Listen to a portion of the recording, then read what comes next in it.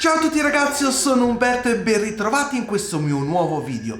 Oggi sono qui per parlarvi, indovinate un po' di che cosa? Sicuramente dal titolo avrete già capito praticamente quasi tutti, anche perché ci sono molti video già che parlano di questa storia, ma io voglio cercare un attimino di entrare un po' più nel dettaglio, ovviamente per quanto posso, e mi sto riferendo infatti proprio alla scatola di D-Book, o meglio all'armadietto di D-Book.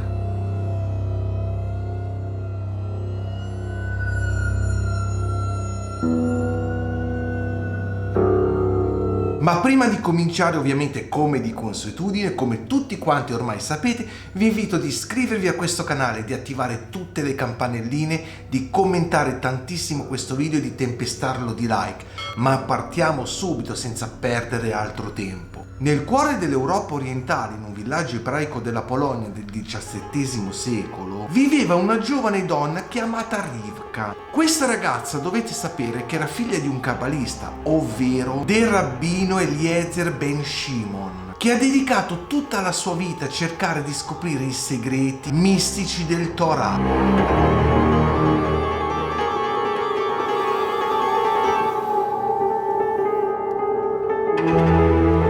Questo rabbino era noto non solo per la sua saggezza, ma anche per le sue capacità di esorcizzare spiriti maligni e non solo, ma anche entità maligne dette Dibukim. Rivka, arrivata a un certo punto della sua vita, però si innamorò di un giovane cristiano, un amore purtroppo impossibile segnato dall'intolleranza religiosa. Sfidando però le condizioni sociali e i divieti del padre, la giovane cercò rifugi e riti proibiti della Kabbalah per trovare una soluzione al suo amore. Ma qui ragazzi addentriamoci un pochino di più nella storia, perché una donna molto anziana del villaggio, conosciuta come la strega di Lublin, la convinse a partecipare a un rituale oscuro che, a suo dire, avrebbe legato per sempre le anime degli innamorati.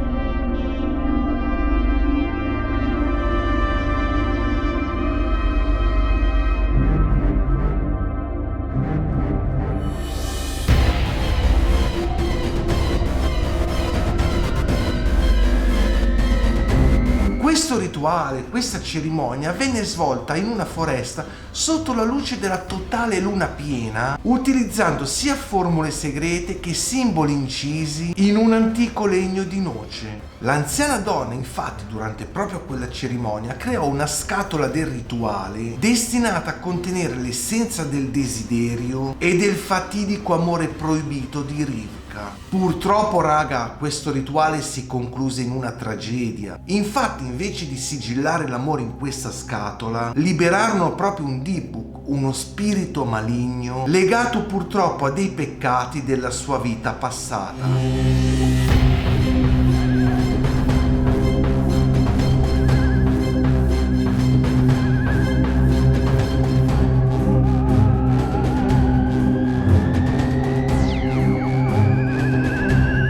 Ragazzi, andiamo un po' avanti con gli anni, perché nel 2001 un uomo di nome Kevin Manis acquistò un vecchio mobiletto di vino in uno dei classici mercatini delle pulci, ma questo mercatino delle pulci si trovava infatti a Portland, in Oregon.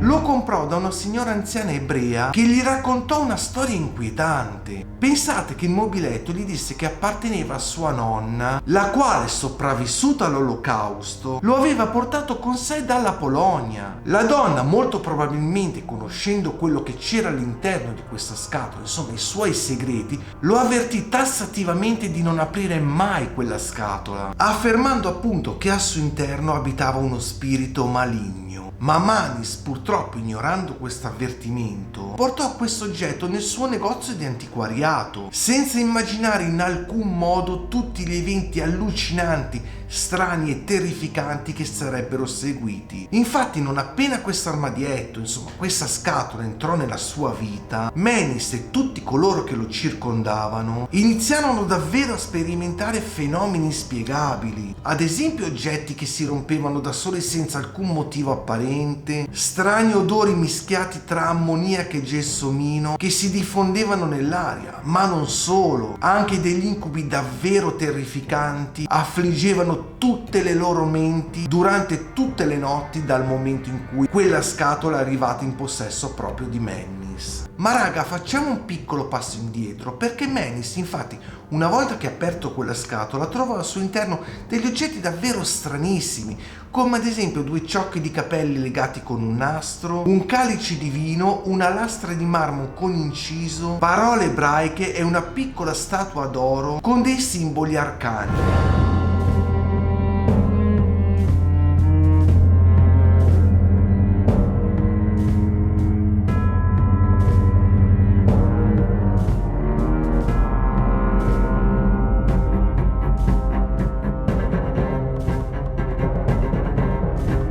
Dopo un po' di tempo, Mannis infatti e tutti i suoi amici iniziarono a percepire, a proprio a vivere, a sentire dei fenomeni paranormali ancora più inquietanti di quelli che ancora tuttora ovviamente stavano vivendo. Infatti, oltre a tutti questi fenomeni paranormali si aggiunsero anche ombre che si muovevano a destra e a sinistra per tutta la casa, paralisi del sonno e delle malattie improvvise e debilitanti. Solo in quel momento si era ricordato quello che gli aveva detto quella signora che gliel'aveva venduto, e solo allora capì che non era un semplicissimo oggetto di antiquariato, ma qualcosa di molto, molto più oscuro.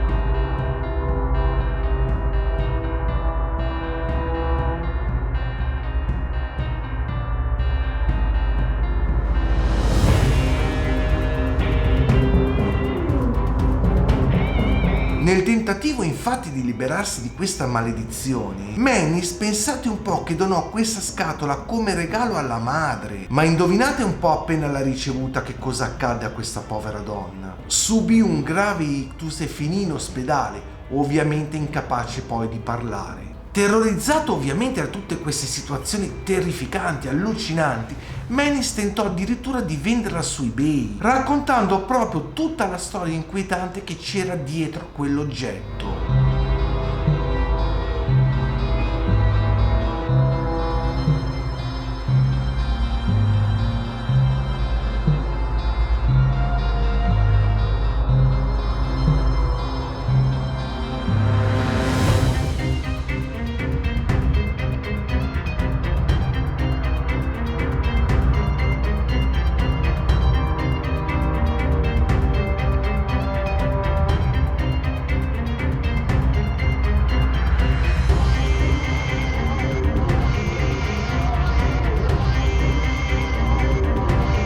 La scatola a questo punto passò di proprietario in proprietario, portando con sé non solo sciagure, ma purtroppo anche malattie.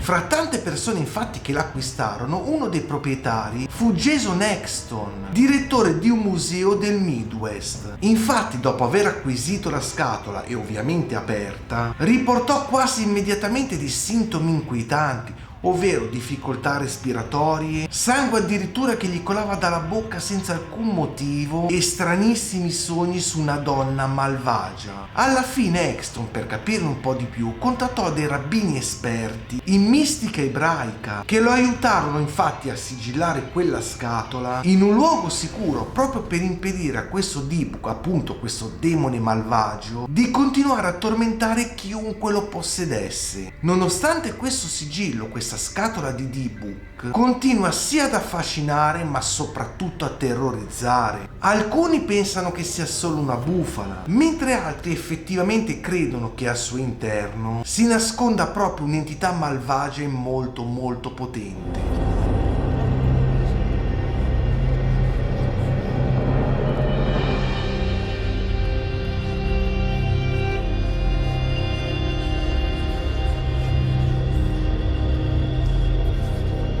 Pensate che celebrità come addirittura il rapper Post Malone affermano di essere stati colpiti dalla sua influenza negativa proprio dopo averla aperta. Tutt'oggi, raga, questa scatola esiste ancora, quella vera però, ed è sigillata e nascosta. Ma nonostante questo, sembrerebbe che questa maledizione non si sia mai dissipata del tutto, non si sia mai fermata completamente, ma continua a tormentare comunque alcune persone. Infatti tutti quelli che hanno vissuto tutte queste vicende in prima persona, che chiunque osi cercarla potrebbe non essere assolutamente pronto per il vero e proprio terrore che quella scatola scaturisce.